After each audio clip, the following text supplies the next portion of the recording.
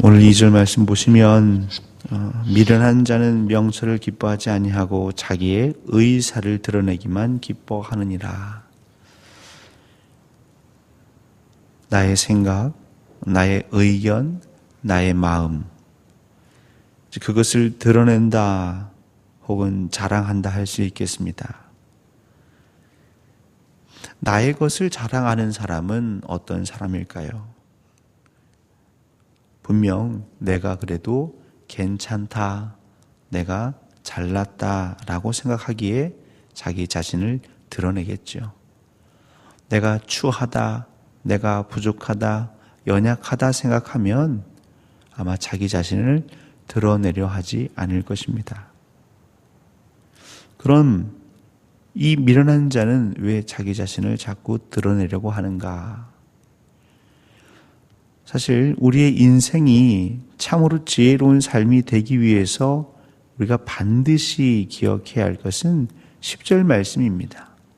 지금 우리가 이렇게 새벽마다 모이는 것도 결국 10절 말씀에 다 녹아져 있는 것이죠. 여호와의 이름은 견고한 망대라. 의인은 그리로 달려가서 안전함을 얻느니라.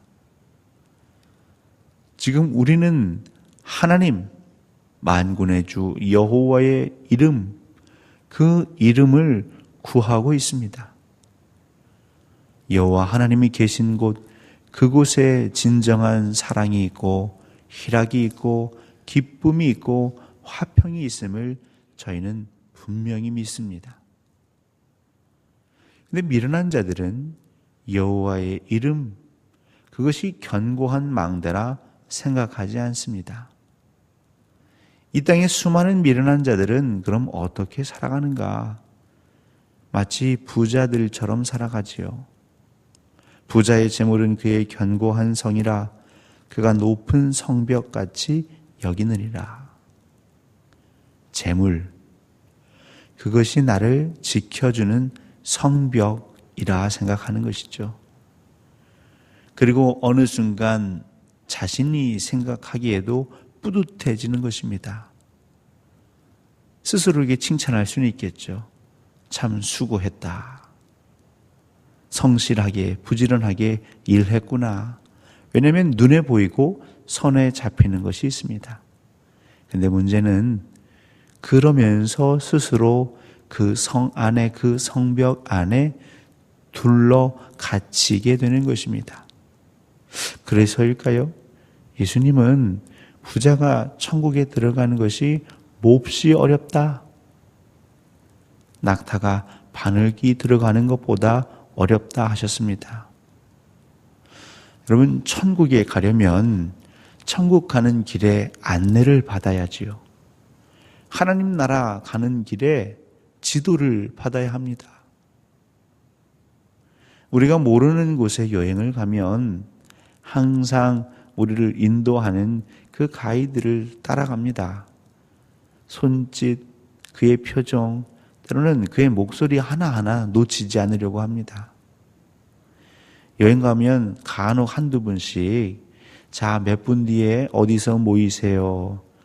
근데 자기 생각, 자기 마음대로 여기저기 두리번거리다가 꼭 그 얘기 못 듣고 늦게 오는 사람, 엉뚱한 데 가 있는 사람.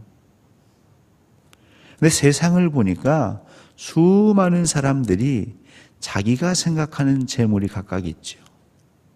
어떤 사람은 돈, 정말 돈을 재물처럼 여기는 사람. 어떤 사람은 자기의 취미, 때로는 자기 자신을 너무 사랑하는 사람. 어떤 사람은 그 학문, 유식함, 지식, 남들에게 지지 않으려고 하는 어떤 그런 오기. 그런데 그 안에 갇히다 보면 하나님의 나라로 인도하는 그 주 예수 그리스도 성령의 손짓을 또 그분의 표정을, 그분의 음성을 듣지 못하는 것입니다. 그러면서 그저 나날이 매일매일 순간순간 내가 이루어 놓은 것을 보며 도취에 빠지는 것이죠. 우리 인생은 사실 때로는 취해야 합니다. 취하면 흥이 생깁니다. 그럼 무엇에 취할 것인가? 성경은 술 취하지 말고 우리에게 성령 충만하라. 성령에 가득 차고 넘치라. 그 은혜의 담비, 은혜의 강물 가운데에 우리가 푹 젖어들기를 원하십니다. 사랑하는 성도 여러분, 그래도 이 광주 지역, 물론 저희들 예수 믿는 사람들은 밤늦게 다니지 않죠. 근데 이 광주, 곤지암 저희들이 살고 있는 지역은 그래도 참 좋은 것 같습니다. 술 취해서 밤에 행패 부리는 사람은 못 본 것 같습니다. 근데 조금만 도심에 나가면 아마 광주 시내만 나가도 밤늦게까지 새벽까지 술 취한 자들을 볼 수 있겠죠. 여러분, 취한 자들의 특징은요, 용감해집니다. 물불 가리지 않습니다. 자기 창피한 거 모릅니다. 근데 술 취한 사람들은 그 모습이 안타깝게 그냥 그렇게 망가지는 모습이라면 우리가 예수에 취하고 말씀에 취하고 성령에 취하면 어떤 모습이 되어야 할까요? 죽어가는 사람이 있는데 내 체면 생각할 수 있을까요? 어떡하지 하기 이전에 여러분 성령에 취하면 어디서 나는지 용기가 생깁니다. 불끈불끈 내 힘이 아니라 성령의 힘으로 다가갑니다. 손 내밉니다. 건져 올립니다. 근데 그렇게 하나님에게 취할 수 있는 방법은 매번 여호와의 이름, 그 견고한 망대에 모이는 수밖에 없습니다. 왜냐하면 거기 모이면 하나님께 취하고 싶은, 말씀에 취하고 싶은 사람들이 모이기 때문입니다. 사람은 사회적 동물이라고 하죠. 공동체를 이루어 지냅니다. 그래서 공동체를 이루다 보니까 그곳에서 보고 듣는 것에 지배를 받습니다. 영향을 받습니다. 교회는 여호와 하나님의 견고한 망대입니다. 이 교회는 내 주변의 사람들에게 내가 취한 그 은혜를 나누는 곳입니다. 사랑하는 성도 여러분, 교회에서까지 재물을 쌓은 그 높은 성벽 같은 의리의리한 것을 과시하지 마십시오. 내 집이 내 형편이 좋다고 어깨를 펴고 반대로 내 삶이 넉넉하지 않다고 고개 숙이지 마십시오. 그것은 세상에 취하고 재물에 취한 사람들의 행동입니다. 교회는 많고 적음 상관없습니다. 많이 배우거나 적게 배운 것, 그것이 중요하지 않습니다. 그 상황 속에서도, 넉넉한 상황 혹은 부족한 상황 속에서도 내가 여호와의 이름만이 견고한 망대임을 잊지 않고 믿고 이 자리에 나왔다는 것이 매우 중요합니다. 우리가 보통 자본주의 참 편란하고 좋습니다. 민주주의하고 자본주의는 거의 동의어처럼 여깁니다. 민주주의를 자본주의식으로 우리가 얘기하자면, 민주주의는요, 수식으로 하자면 1인 1표가 민주주의죠. 1인 1표. 자본주의는요, 1인 1표 같지만 결국 1달러가 1표다, 이런 표현이 있습니다. 그러니까 돈이 곧 힘이라는 거죠. 돈이 곧 영향력이라는 겁니다.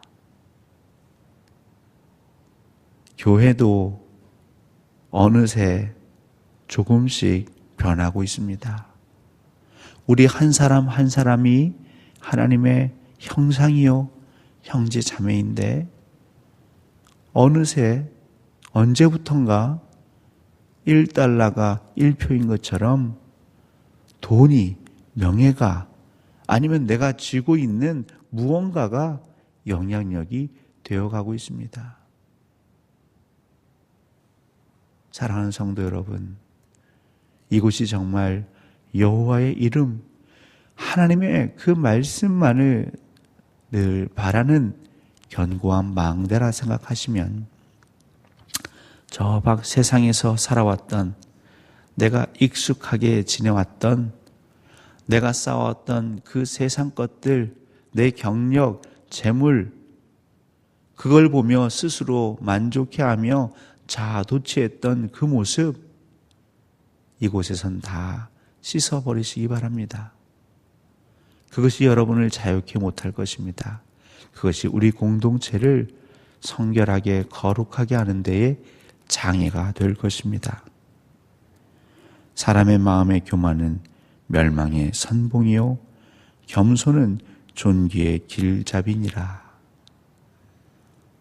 그 재물을 바라보며 그 높은 성벽을 바라보는 사람 결국 멸망하게 됩니다.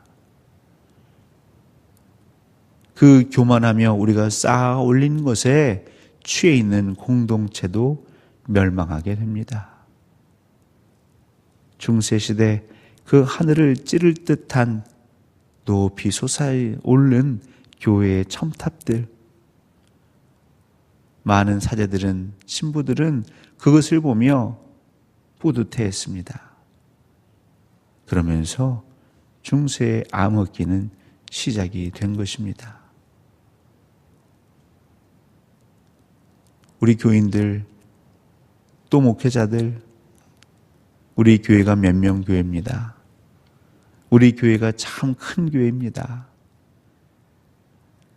점점 교회도 그 모습을 답습하는 것 같습니다.